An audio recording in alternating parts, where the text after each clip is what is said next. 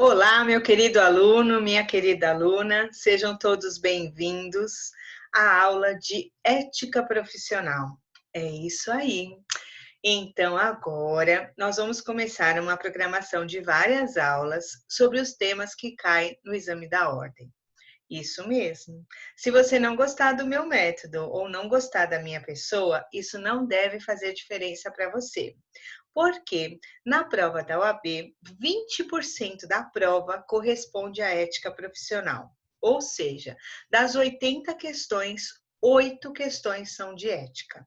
Então, independente de você gostar do meu método ou gostar da matéria, você não deve levar isso em consideração. Porque se você acertar as 8 questões de ética, você só tem 32 questões para acertar nas 17 outras matérias que caem na prova e assim conseguir os 40 pontos que você precisa para passar para a segunda fase. Nós não precisamos nem de 39, nem de 41. Nós precisamos de 40 pontos para passar para a segunda fase da OAB. Então, neste período que nós vamos estar juntos, eu sei que o ideal era estarmos presencialmente, mas ainda não é possível por causa da pandemia. Então, nós vamos nos virando com o que temos para hoje. E o que temos para hoje são as aulas virtuais. Eu sei que vocês uma parte de vocês consegue acessar na hora da aula e outra parte não. Então, sempre trabalharei com vocês desta forma. Estarei disponível na hora da aula virtual para dirimir as dúvidas que vão surgir no decorrer da apresentação e também após a aula estarei postando na timeline e também na multimídia, na nossa matéria de ética profissional, a aula daquela noite.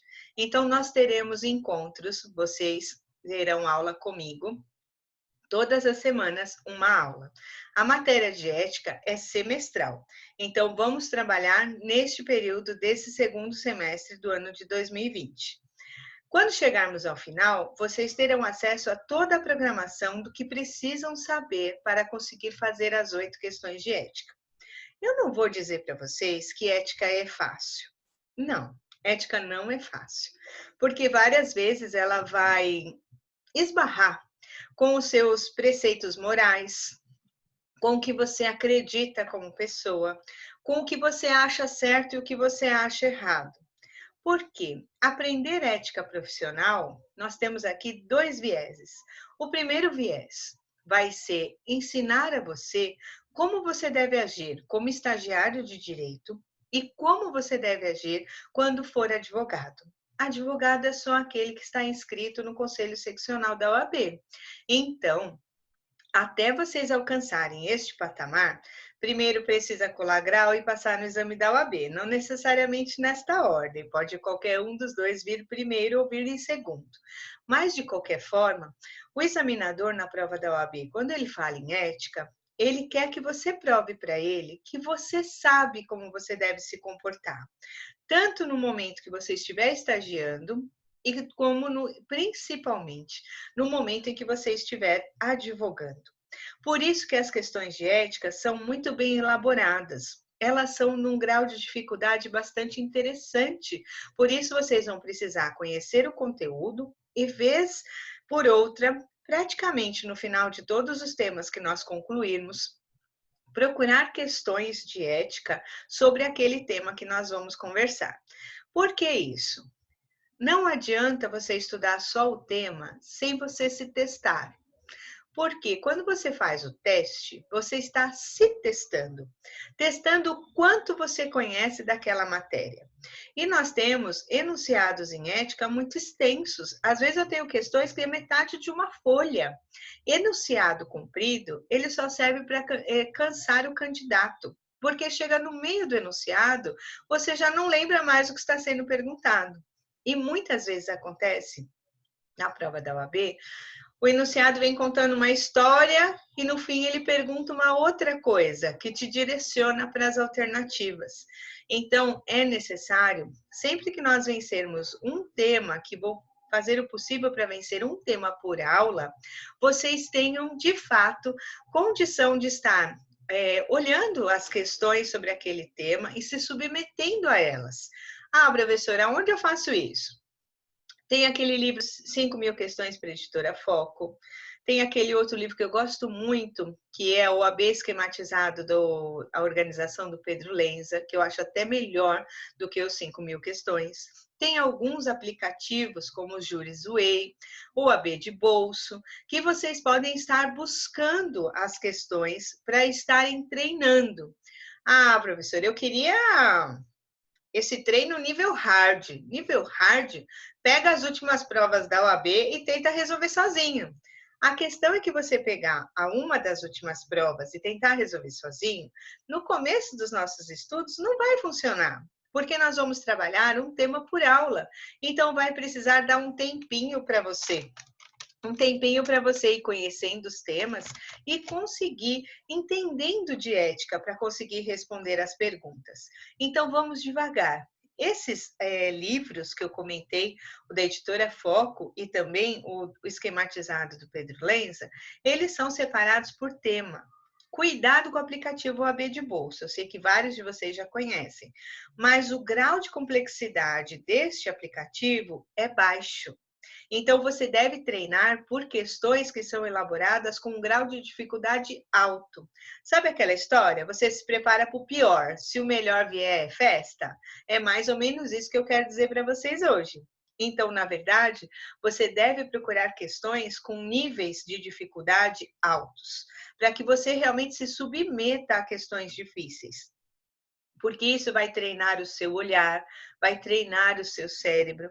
Eu vou fazer algumas questões com vocês nas aulas para que vocês possam entender como eu faço um teste.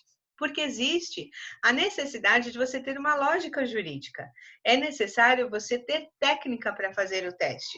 Tudo isso para uma preparação que vocês vão ter que enfrentar uma prova que é muito difícil.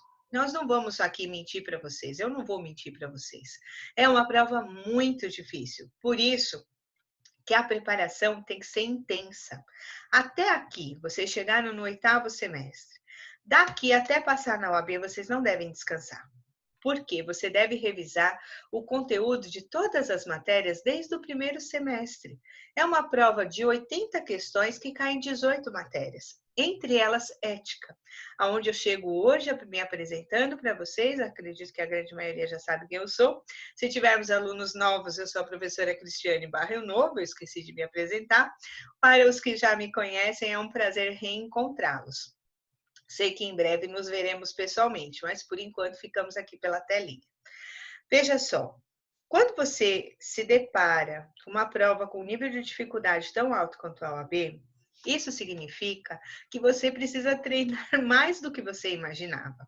Então, precisa começar a rever o conteúdo de todas as matérias desde o primeiro semestre. Ah, professora, primeiro semestre? Claro! Desculpem. É no primeiro semestre que você começa a estudar direito civil. E você estuda direito civil até o 9º semestre, o 8º, 9º semestre. É no 3º semestre que você começou a estudar processo civil. E você vai até o 9º semestre. E quando chega no 10º semestre, ainda estuda processo civil coletivo. Direitos humanos, consumidor, na FIG, é estudado em primeiro semestre, primeiro e segundo semestre, e cai na prova. Tem muita informação para ser revista.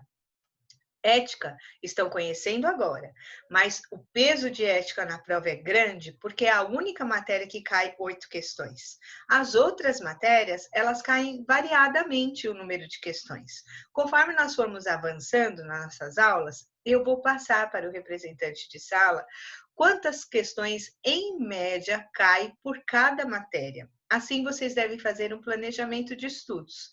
Ah, professora, eu vou começar a estudar só no 9º. É só no 9º semestre que eu posso fazer a prova. Escuta, hello, vamos acordar? Período de pandemia, a prova da OAB está suspensa. A prova número 32, que era para ter acontecido em junho, não aconteceu. Isso, a gente aí, eu vou aqui falar de especulações. Dizem que talvez a prova 32 aconteça a primeira fase em dezembro. Dizem.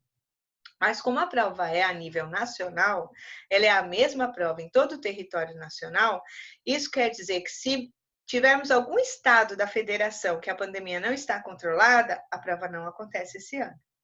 Se a prova acontecer em janeiro, vocês já estão no 9º semestre, já podem fazer a prova. Então, esse é um semestre de programação. É um semestre onde você deve se dedicar ao exame da OAB, porque uma satisfação gigantesca é colar grau já tendo passado no exame. Porque aí você já vai ter vencido 2 etapas ao mesmo tempo. A etapa de concluir a faculdade, os 5 anos, a dedicação, o esforço, as renúncias, tudo que vocês tiveram que passar para chegar até a colação de grau e já ter passado no exame da OAB. Bastando que você preencha os requisitos que eu vou ensinar quais são, para que você possa ter a sua inscrição nos quadros da OAB e, de fato, se tornar advogado. Aí é correr para o abraço, vai para o 6º ano, o ano onde não estão mais com a faculdade, não tem mais seus mestres para consultá-los, mas no meu caso, eu estarei sempre à disposição para ajudá-los na vida prática no 6º ano em diante. Então, como nós vamos trabalhar? Pelo edital da prova, o que vocês devem saber? São 3 diplomas. O Estatuto da Advocacia, o Código de Ética e Disciplina da OAB, o Regulamento Geral do Estatuto da Advocacia. Esses 3 vocês têm que saber, inclusive se bem no edital que em ética esse é o conteúdo que vocês devem estudar. Eu preparei uma apostila para vocês, aonde eu separo os temas por assunto. E nesses assuntos, vocês vão verificar que eu faço uma compilação. O mesmo assunto, muitas vezes ele é tratado, por exemplo, no Estatuto e no Código de Ética. Ou ele é tratado no Estatuto e no Regulamento Geral. Ou ele é tratado no Código de Ética e no Regulamento Geral. O examinador já sabe que a maior parte dos alunos estuda pelo mais fácil. O mais fácil e de menos informação é o Estatuto e o Código de Ética. E geralmente vocês deixam para estudar o Regulamento Geral lá no final, se é que vão estudar. E adivinha onde eles fundamentam o gabarito das questões? Muitas vezes a fundamentação vem no Regulamento Geral. Então, para ajudá-los efetivamente, para que vocês estejam seguros, estudando assunto por assunto comigo, nessa apostila que eu vou encaminhar, tanto no que tutor colocando lá na timeline, como para os representantes, o meu propósito foi auxiliá-los a entender os assuntos nos 3 diplomas, por isso que eu conciliei tudo. Isso vai ser muito bom, vocês vão ver. Uma coisa é estudar a lei seca, eu também vou disponibilizar os 3, tanto o estatuto, como o regulamento, como o código de ética. Mas o melhor disso é a apostila de aula. Então, eu tenho 2 apostilas, uma só de legislação, a lei seca para consulta, e eu tenho a apostila de aulas, onde vai tema por tema fazendo essa compilação desses 3 diplomas que vocês devem conhecer para conseguir gabaritar as questões em ética profissional. Meu objetivo com vocês é que vocês gabaritem a prova de ética. O que é gabaritar, professora? Acertar as 8. Acertando as 8 questões de ética, você tem condições de agora, depois que acertar as 8, ter mais 32 questões para acertar em 17 outras matérias. Então, tenham muita calma, vamos devagar, caminhando aula por aula, que eu tenho certeza que nós vamos construir o conhecimento juntos. Para isso, eu sei que hoje vocês ainda não têm a apostila, mas terão em breve, mas eu vou compartilhar aqui a tela da apostila que vocês terão acesso para poderem caminhar junto comigo. Então, vamos entender aqui como que nós vamos trabalhar. Como eu disse a vocês devem saber o Estatuto da Advocacia, e às vezes aparece assim na questão, de acordo com a Lei 8.906 de 1994.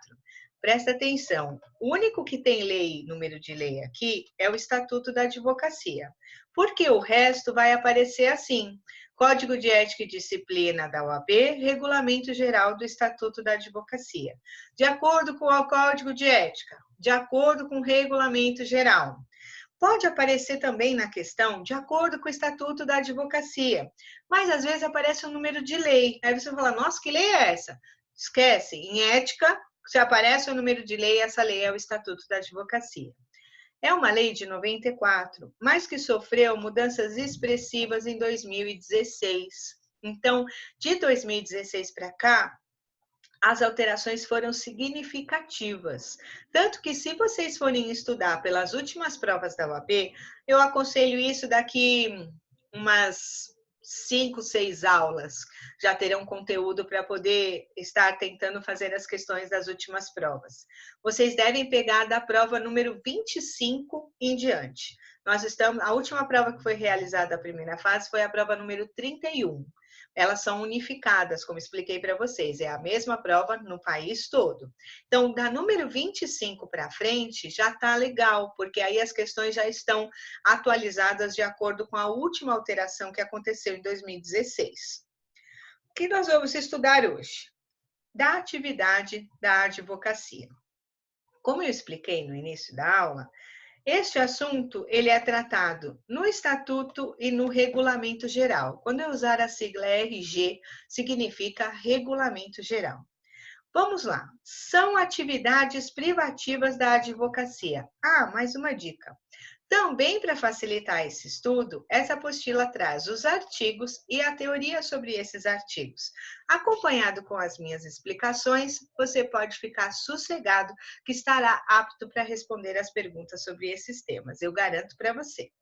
Então, são atividades privativas da advocacia, ou seja, só advogado pode praticar essas atividades. E quem é advogado, professora?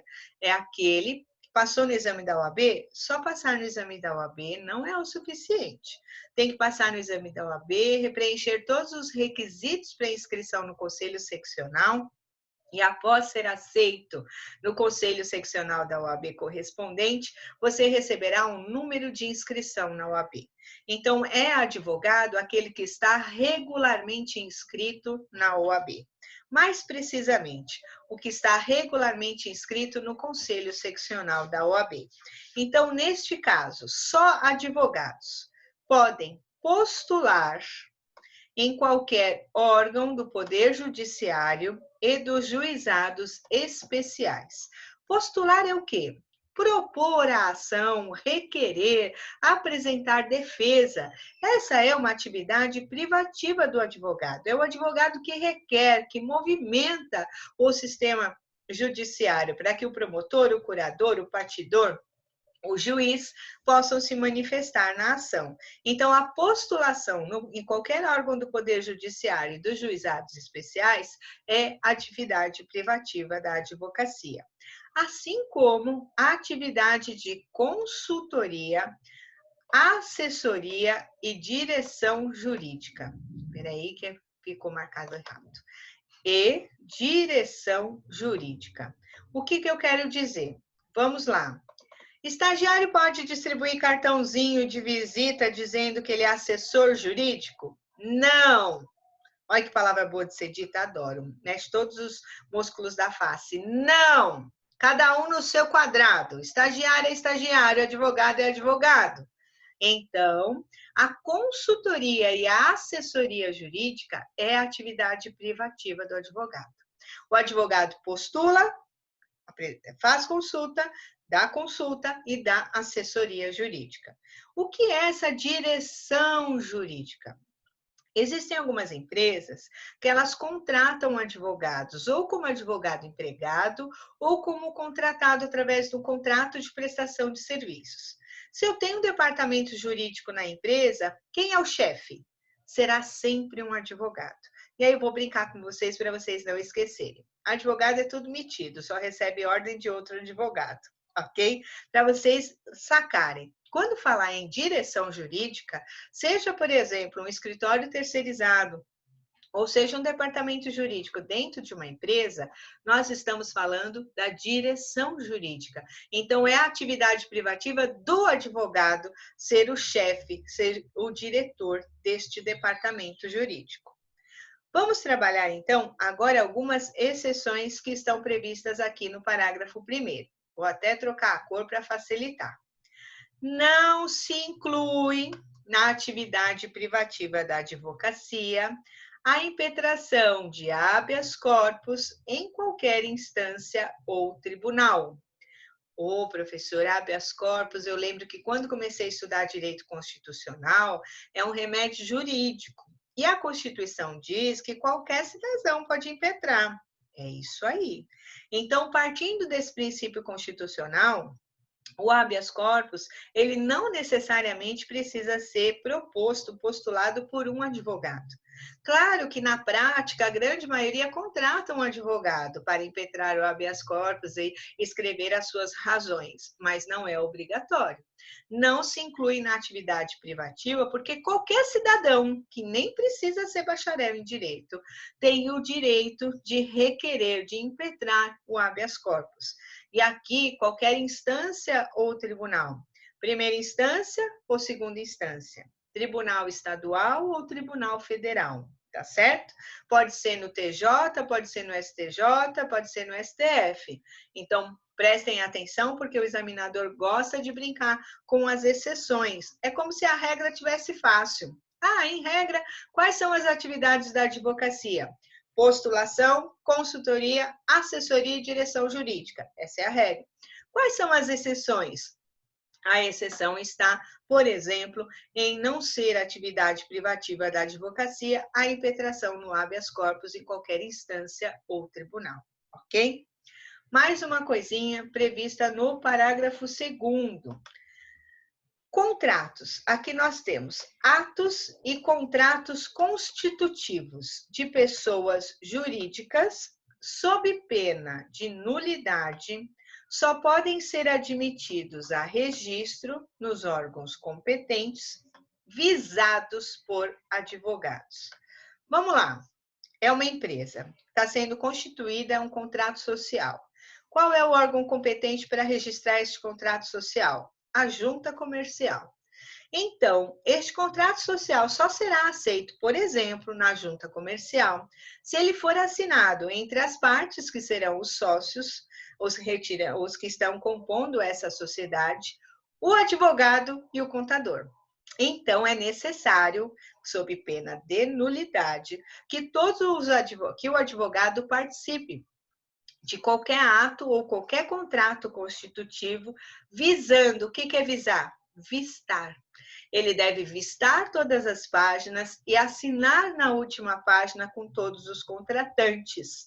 Neste caso, se não tiver a assinatura do advogado e o visto em todas as páginas, o órgão competente não pode receber este ato ou contrato constitutivo, sob pena de nulidade, como consta no parágrafo 2º, ok? O que mais nós temos aqui neste primeiro artigo do nosso Estatuto e do Regulamento Geral? Aqui é do Estatuto. É vedada a divulgação da advocacia em conjunto com outra atividade. Cuidado com o mundo real, tá legal? No mundo real, vocês vão enxergar imobiliária, advocacia e contabilidade, advocacia e contabilidade, despachante e advocacia. Vocês vão enxergar. Vão enxergar pet shop e advocacia. Vão enxergar, vão. Andem pela rua. Observem aí que vocês vão ter empresas compostas com atividades que envolvam advocacia. Por que acontece isso, professor? Porque só funciona mediante representação no Tribunal de Ética. Alguém que ficar incomodado com aquela junção de atividades que represente a sociedade de advogados ou advogado no Tribunal de Ética. Porque, do contrário, o Conselho Seccional, que é estadual, ele não tem fiscais, ele não vai fiscalizar essa junção de atividades. Mas há proibição expressa no artigo 1º. Qual é a proibição? É vedada, quer dizer, não pode, é proibido. Não posso exercer a profissão em conjunto com a advocacia. Professora, eu não posso ser médico e advogado? Pode. E aí vem a pegadinha que costuma cair na OAB. Você pode exercer a medicina e a advocacia conjuntamente ou concomitantemente. Aí é que vem a pegadinha.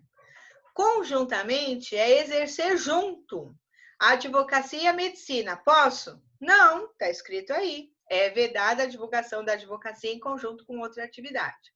E concomitantemente, eu sou médica, mas também sou advogada. Posso?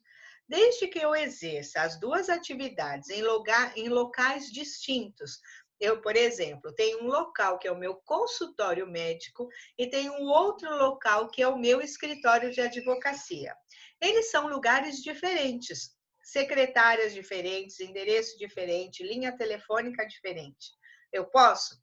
Perfeitamente, não há nenhuma proibição.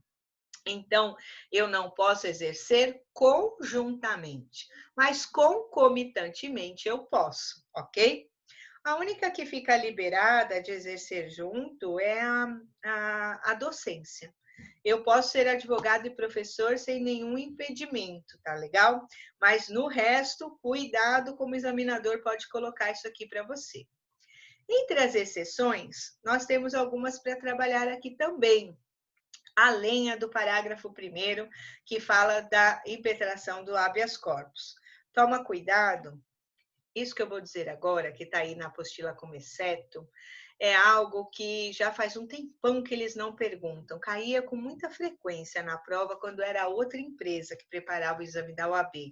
Mas, como eles têm dificultado as questões da prova, eu acho melhor abundar aqui na quantidade de informações. Como a gente sabe, tem um brocado em direito que eu sempre gosto de usar. O que abunda não prejudica, é melhor a mais do que a menos. Então, entre as exceções, que não são atividades privativas da advocacia, tem aqui, ó, a postulação da ação de alimentos. Não é necessário você contratar um advogado, basta dirigir-se diretamente ao fórum. Mas a grande maioria contrata um defensor público, que é um advogado, que eu vou falar com vocês sobre advocacia pública, ou um advogado particular. Ação trabalhista ou reclamação trabalhista. Não é necessário que o reclamante tenha um advogado.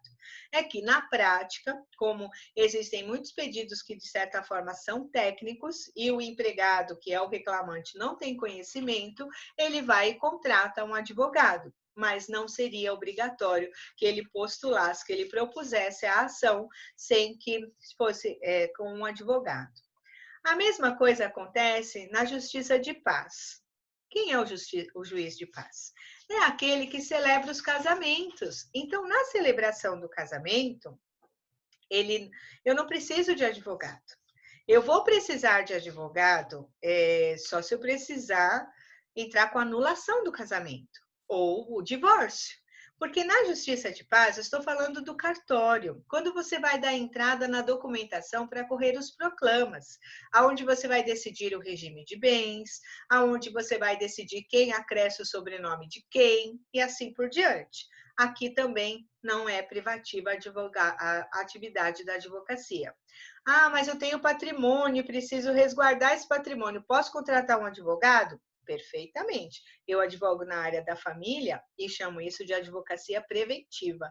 Quando você vai orientar o cliente que tem patrimônio e vai se casar, qual é o melhor regime de bens? Mas não é obrigatório, é facultativo. Assim como na ação de alimentos, assim como na ação trabalhista ou reclamação trabalhista. O mesmo vai acontecer com o juizado especial estadual. Lá no juizado especial estadual, o limite para o valor da causa é de 40 salários mínimos, sendo que até 20 salários mínimos é facultativa a postulação por advogado. Acima, até o teto de 40, é obrigatória a postulação por advogado. Vamos de novo? No juizado especial estadual, eu tenho que quais ações que podem ser propostas lá? As que têm o valor da causa até 40 salários mínimos. Porém, as que têm o valor de até 20 salários mínimos, são as causas de menor complexidade, é facultativa a postulação por advogado. A parte prejudicada pode se dirigir diretamente ao juizado, apresentar os documentos, preparar o seu pedido de próprio punho ou já levar digitado, que não tem problema nenhum. Ah, professora, mas e se ele quiser contratar um advogado? Pode? Pode, é facultativa a postulação por advogado nas causas que tenham por valor até 20 salários mínimos. De 20 a 40, obrigatório a postulação por advogado. E se for em segunda instância? Se eu precisar recorrer da sentença no juizado, o recurso é encaminhado para o colégio recursal. Eu vou precisar de advogado, porque o recurso é totalmente técnico, então a parte não conseguiria caminhar sozinha, tá certo? Então, entre as exceções, para vocês lembrarem, é a impetração de habeas corpus em qualquer instância ou tribunal, as ações de alimentos, a ação trabalhista, a justiça de paz e os juizados cíveis estaduais até 20 salários mínimos tendo por valor da causa. O resto, professora, o resto, a atividade privativa do advogado. Se não for praticado por advogado, ato nulo, não é nem anulável, ato nulo, não vai dar para consertar, não vai ter outro jeito, ok? Aqui nos demais tópicos já está o que eu expliquei acima, e aí temos por que somos indispensáveis para a administração da justiça. Diz o artigo 2º do Estatuto: o advogado é indispensável à administração da justiça. Por quê? Parágrafo 1º. No seu ministério privado, o advogado presta serviço público e exerce função social. Por que isso? Porque é o advogado que vai interpretar a lei. É o advogado que vai explicar para o leigo o que está escrito na lei de forma que ele possa entender. E é nossa obrigação estar comunicando, ensinando, orientando a população, o leigo, do que é que está escrito na lei, para que a justiça de fato possa acontecer. No processo judicial, o advogado contribui na postulação de decisões favoráveis ao seu constituinte, ou convencimento do julgador, e seus atos constituem munus público. Todas as vezes que vocês forem contratados, você terá a obrigação de defender os direitos do seu cliente, que aqui é chamado de constituinte. Neste caso, você vai propor a ação judicialmente com o interesse de contribuir com o que você sabe, com a sua técnica jurídica, para buscar uma decisão favorável a favor do seu cliente, que é o seu constituinte, convencer Sua Excelência, que é o julgador, que a sua tese está correta, e assim você está agindo de maneira a contribuir pelo munus público. Porque sem o advogado, já ouviram esse slogan? Antigamente a OAB usava bastante, tinha até uns adesivos nos carros. Sem advogado ou sem advogada não se tem justiça. Porque se não houvessem os advogados, o sistema judiciário seria manco. Quem é que postula? Quem é que requer? Quem é que exige que o sistema movimente? Mediante lesão ou ameaça de lesão de direito? É o advogado. Então, neste caso, a nossa função é munus público. É uma função, de fato, indispensável para a administração da justiça. O que mais? No parágrafo 3º diz que no exercício da profissão de advogado, o advogado é inviolável por seus atos e manifestações no limites desta lei. Existe o artigo 7º do Estatuto, que nós vamos avançar daqui a algumas aulas, que ele fala das prerrogativas do advogado. E aí vai dizer quais são as suas prerrogativas, as suas ferramentas, os seus direitos para exercer a advocacia, justamente para poder concluir o que está no parágrafo 2º. Eu vou, de fato, pegar a causa e eu vou postular, vou buscar em juízo uma decisão favorável a favor do meu cliente, convencendo Sua Excelência de que minha tese está correta, está dentro da lei, nada que possa estar modificando o que está dentro da lei, julgados, pareceres e assim por diante, porque a minha função é essa. Quem é o técnico? Você, advogado. E põe uma coisa na sua cabeça. Os problemas que vão surgir para que você resolva não são seus. O problema é do seu cliente. Então, você deve se concentrar na técnica, porque muitos juízes gostam de dizer isso na nossa cara. Doutor, o problema não é seu, aqui o senhor é o técnico. Ok, Então, se você é o técnico, use todas as ferramentas, use todos os remédios jurídicos que você conhece para buscar essa decisão favorável a favor do seu cliente, ok? Continuando aqui no nosso assunto, diz o artigo 3º, ainda do Estatuto, tá? Essa sigla EA-OAB, Estatuto da Advocacia da OAB. Diz aqui no artigo 3º, o exercício da advocacia no território brasileiro e a denominação de advogado são privativos dos inscritos na Ordem dos Advogados do Brasil.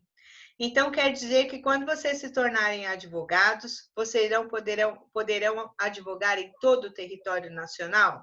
Perfeitamente, do Iapoque ao Chuí. Não importa em qual estado você esteja inscrito como advogado, você poderá advogar em todo o território nacional e ser chamado de advogado. O doutor, ele veio por usos e costumes, porque a primeira faculdade de direito que nasceu no Brasil, ela veio lá do começo do descobrimento. Então, o título de doutor veio algo da nobreza. Vamos lá, é o doutor. Toda a família queria ter um filho doutor. Até as famílias mais abastadas, no começo dos séculos, elas mandavam os filhos estudar na Europa, não aqui no Brasil, porque nem tínhamos estudo para isso. Então, o doutor é só usos e costumes, porque aquele que efetivamente tem o direito de usar o doutor ou doutora é o que defendeu a sua tese de doutorado e assim obteve o título de doutor. Mas por usos e costumes, é advogado, é advogada, nós vamos ser chamados de doutor e doutora, que é a denominação que os usos e costumes vêm trazendo no tempo. Continuando ainda no parágrafo 3º. Exercem a atividade de advocacia, sujeitando-se ao regime desta lei, além do regime próprio a que se subordinem os integrantes da Advocacia Pública, Procuradoria da Fazenda, Defensoria Pública, procuradores e consultores, estados, Distrito Federal e municípios, e as respectivas entidades de administração direta e fundacional. Quem são esses? São os advogados públicos. Quem é um AGU? O AGU é o Advogado-Geral da União. Ele advoga para quem? Para a União. Um procurador da Fazenda Nacional, ele advoga para quem? Para a União. Um procurador do município de Guarulhos, advoga para quem? Para o município de Guarulhos.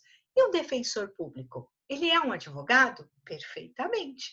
É apenas ele é concursado, por isso que todos eles que estão aí em verde, eles estão submetidos ao Estatuto da Advocacia, mais o regimento interno relacionado ao cargo que eles estão investidos.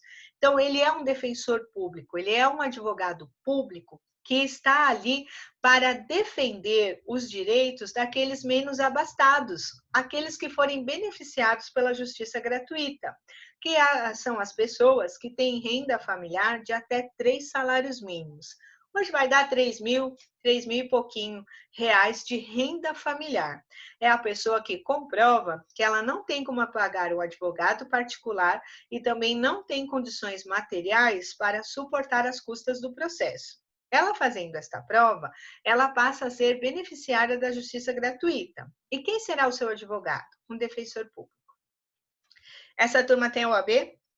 Essa turma também recebe a denominação de advogado? Perfeitamente. Como um defensor público poderia defender o seu cliente, que no caso é o favorecido, se ele não tivesse OAB?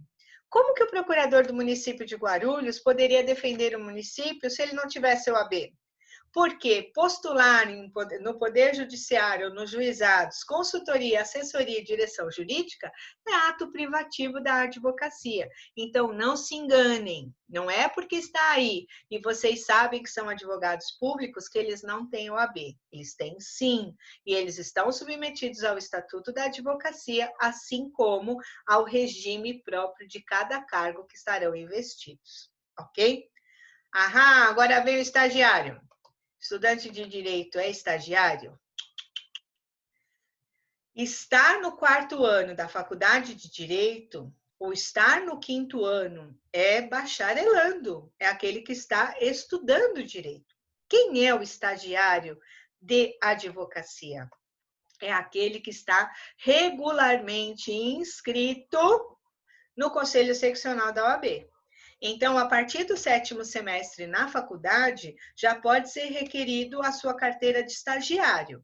Ela recebe um número, você vai pagar uma anuidade também por ela, e assim você poderá exercer o estágio da advocacia.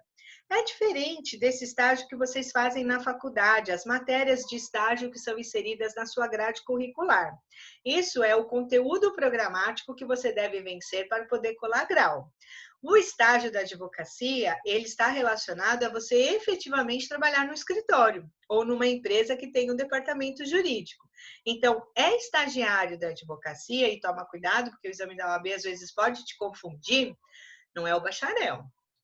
O estagiário da advocacia é aquele que está inscrito nos órgãos da OAB como tal, ele tem a autorização para estagiar e ele também está submetido ao Estatuto da Advocacia e ao Regulamento Geral. Agora, presta atenção. Esse estágio, ele tem caráter pedagógico. Para que você vai fazer um estágio?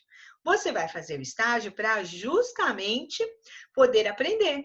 Você vai caminhar junto com o advogado para poder ver como é que se faz uma consulta, como se solicita documentos, quando esses documentos chegarem, como eles vão ser analisados, se for para montar uma petição inicial, como ela deve ser feita, se for uma defesa, um recurso. Você pode acompanhar o advogado em consultas, em pareceres, sempre em conjunto com um advogado que se responsabilize pelo estagiário. Estagiário é estagiário, não é advogado. Embora muitos tentem se passar por advogados, vão aí estar cometendo crime, no mínimo de falsidade ideológica. O estágio tem caráter pedagógico e o examinador na prova da OAB, ele quer que você mostre para ele que você sabe que cada um tem o seu quadrado. Estagiário é estagiário, advogado é advogado. Por isso, prestem muita atenção nas questões que podem cair referente a isso. Pouquíssimas coisas podem ser feitas pelo estagiário sozinho. Pouquíssimas coisas. A grande maioria delas será feita, eu vou até pôr aqui em vermelho, em conjunto com o advogado e sobre a responsabilidade deste. Aí tá legal, porque aí cumpre o caráter pedagógico do estágio. O que nós vamos conversar aqui? Artigo 4º do Estatuto da Advocacia. Vamos continuar. São nulos os atos privativos da advocacia. São nulos os atos privativos da advocacia. Quais? Nulos é aquele que não dá para consertar. Tá errado está. Que atos privativos são nulos? Praticados por pessoa não inscrita na OAB, sem prejuízo das sanções civis, penais e administrativas. Bacharel em Direito pode praticar ato privativo da OAB? Pode praticar ato privativo do advogado? Bacharel é bacharel, estagiário é estagiário, advogado é advogado. Infelizmente, a advocacia é a única faculdade que você faz e ser bacharel é a mesma coisa que não ser nada. Ou você é advogado ou você é bacharel e não tem atribuições para poder exercer a profissão. Por isso que o exame da ordem é tão difícil, tão criterioso, tão dificultoso e vocês precisam se preparar porque a guerra é feia. É por isso que eu gosto de chamá-los de guerreiros e gosto de chamar que o exame da OAB é um dragão. Ele tem 2 dragões, o exame, a primeira fase e a segunda fase. Mas todo dragão tem a sua fraqueza. Basta colocar a faca no lugar certo que ela atinge o coração. E essa faca é a sua preparação. É o quanto você vai se dedicar para se preparar e realmente preparar os seus olhos, o seu tempo, o seu organismo para enfrentar essa batalha que é o exame da OAB. Mais uma. Parágrafo único. São também nulos os atos praticados por advogado que esteja impedido. Vou ensinar o impedimento um pouquinho mais para frente. Suspensos, vai ter um momento que você pode ter a sua OAB suspensa. Ou licenciados, você vai requerer o licenciamento ou que passa a exercer atividade incompatível com a advocacia, que eu também vou ensinar em aula própria. Para finalizarmos a nossa aula de hoje, vamos ao artigo 5º do Estatuto e depois nós vamos continuar o restante do conteúdo na nossa próxima aula. Creio que para a primeira aula do semestre o conhecimento já começou a tomar forma, o que é muito gostoso. Artigo 5º também do Estatuto. O advogado postula em juízo ou fora dele, fazendo prova do mandato. O que é postular em juízo? Propor a ação judicial ou defender o seu cliente. Postular fora do juízo. Não é que você está doido, não. É porque existem vários trabalhos extrajudiciais. Por exemplo, eu advogo na área da família. Se eu tenho um casal, que os dois são maiores de 18, são capazes, estão de acordo e não têm filhos menor de idade, eu consigo fazer um divórcio no cartório de notas. Então, eu sou contratada para postular fora do judiciário, através do cartório de notas, o escrevente, o tabelião, para que possa ser feita uma escritura de divórcio. Para fazer prova de que eu tenho o direito de defender os direitos do meu cliente, eu tenho que fazer prova através do mandato. Mandato significa procuração. Não confunde com mandado. Mandado é ordem judicial. Por isso que quando o juiz manda citar, ele manda expedir o mandado de citação, que é a ordem do juiz. O juiz está mandando citar. Aqui muda só o de pelo T, mandato. Então, eu faço a prova de que o meu cliente me deu poderes para defendê-lo através do mandato, através da procuração. Pode acontecer situações que você vai afirmar urgência, e somente nessas situações você poderá atuar sem a procuração. Só que você fica obrigado a apresentar essa procuração no prazo de 15 dias, que pode ser prorrogável por igual período. Vamos supor, o seu cliente hoje com processo eletrônico, ele está no lugar que ele não consegue imprimir a procuração para ele assinar e mandar para você de volta. Você manda para ele um aplicativo de assinatura digital, ele também não consegue fazer. E ele está no lugar e vai demorar, e o prazo é hoje. Você vai deixar o seu cliente indefeso? De jeito nenhum. Você vai preparar a defesa dele, vai juntar no processo eletrônico e vai, em primeiro momento da petição, você vai dizer para o juiz que você está atuando por afirmar a urgência em decorrência do prazo e que você vai apresentá-la no prazo de 15 dias. Se der algum chabu, o cliente não veio, não assinou, você pode ainda invocar o parágrafo 1º do artigo 5º e pedir que se prorrogue este prazo de 15 dias por igual período. Prova da OAB, se cair 15 dias mais 15 dias, está errado. É 15 dias prorrogável por igual período. Se você não juntar a procuração, os atos que você praticou foram nulos, porque sem a prova do mandato, sem a prova da procuração, você não pode postular em juízo ou fora dele, certo? E aí, porque a procuração, ela vai habilitar, a procuração para o foro em geral, habilita o advogado a praticar todos os atos judiciais em qualquer juízo ou instância, salvo as que exigirem os poderes especiais, como, por exemplo, confessar, fazer acordo, dar quitação. O advogado que renunciar ao mandato continuará durante os próximos 10 dias seguintes a notificação de renúncia a representar o mandante. Quem é o mandante? É o cliente. Aqui nós vamos aprender um pouquinho mais para frente que você não é obrigado a continuar com aquele cliente caso deixe de existir uma confiança recíproca, que eu na próxima aula vou continuar trabalhando esse tema e conversar com vocês sobre as possibilidades que podem surgir no exercício da advocacia. Nem tudo é flores e nem sempre por todo o tempo você e o seu cliente se darão bem. Mas tudo isso faz parte. Eu só quero que vocês se sintam seguros que vocês vão ter um material de apoio para acompanhar as aulas, vão precisar se dedicar, eu vou cobrar isso, porque o meu objetivo é que vocês tenham sucesso nessa prova da OAB. E eu tenho certeza que vocês são capazes. Vamos bater palma para todos nós? Nós somos muito guerreiros. Aí, até a próxima aula. Um beijo grande e eu te vejo na próxima semana.